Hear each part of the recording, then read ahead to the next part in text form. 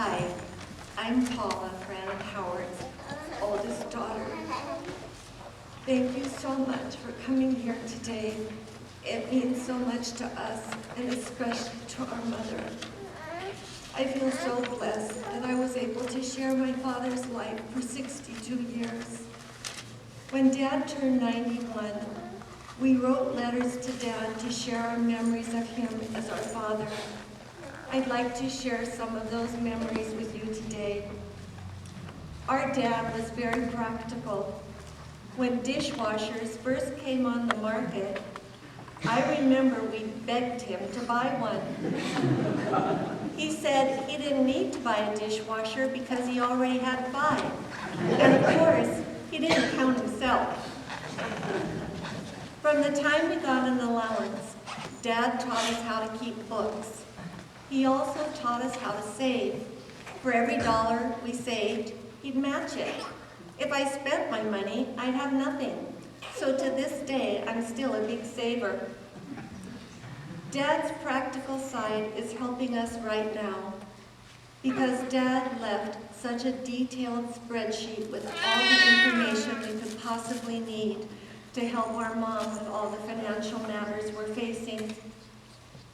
In addition to my dad's love for his family, one of Dad's greatest gifts to us was one of opportunities. One of the things that we appreciated about Dad was that he always did things to let us have fun as a family. He took us fishing and camping even though we were mostly girls. He bought a boat so we could learn to water ski.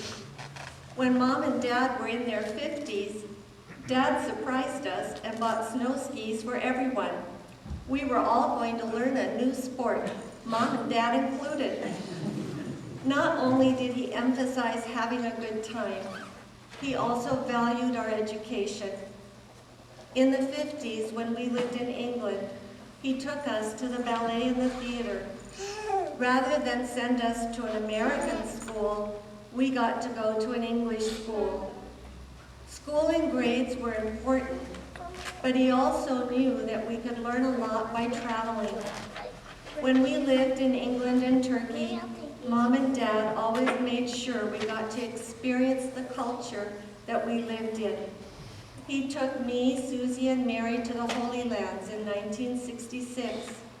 He encouraged us to travel on our own through Europe while we were in college. Susie, Mary, and I went together on our own, and then when Nancy and Donna were older, they went together too. Sarah and Fred went also, but not together. Dad also had a very sentimental side that he expressed freely to us. His family meant everything to him. Dad loved music from the 40s, as well as classical music. He has hundreds of recordings in his office that he always listened to. I learned from example to honor your parents. I can remember my father choosing special gifts for his mother and also making long-distance phone calls to call her when you had to yell on the phone when you made a long-distance phone call. He also made sure that we knew and visited his extended family. After Dad died, we found clippings of poems that were meaningful to him. He still had the clipping from the 1943 announcement of Mom and Dad's marriage. When Mom was so sick 15 years ago, he gave her the most loving, patient care imaginable. From that point on, Dad had an even deeper love and appreciation of Mom. In closing, I want to talk a little bit about the end of his life with Mom. Dad spent a lot of time in his office, but every evening at 5:30, he would come downstairs for happy hour.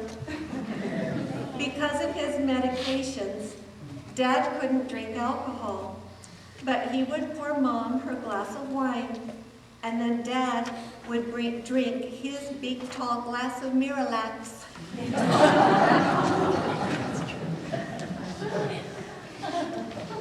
From time to our parents about moving out of their big house. Dad's reply was that I'm staying here until they take me out feet first. Well, in fact, the day Dad had his heart attack, he called 911, and then he walked out the front door on his own 2 feet to wait for the ambulance. He never came home. Finally, I want to tell you something Dad said to me when I was home to visit at Easter. He said, "You know, your mother is taking care of an old man. But the truth is, they took care of each other. And I really think that Dad lived as long as he did because he wanted to keep taking care of Mom." Thank you.